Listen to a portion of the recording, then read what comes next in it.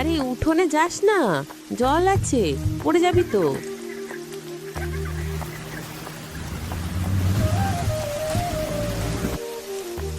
কি গো বৌমা, তোমাদের আলপনা দেওয়া হলো?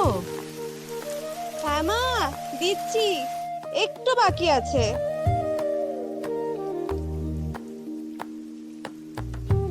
জানো তো, বাবাও পুজোর আগে মাকে এভাবে আলতা পরিয়ে দিত। বাবু, দেখে যা তো, রেডিওটা চলছে না কেন?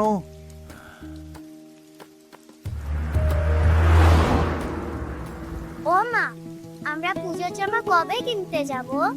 যাব। মা মা, আমার বন্দুক এবার কিন্তু বড় বন্দুক কিনে নিতে হবে। আচ্ছা বাবা, ঠিক আছে। পুজো তো এসে গেল, বাবুটা যে কবে আসবে। রাজু, প্যান্ডেলের কাপড়গুলো জুতো ওই দিকটা তুলে ধর।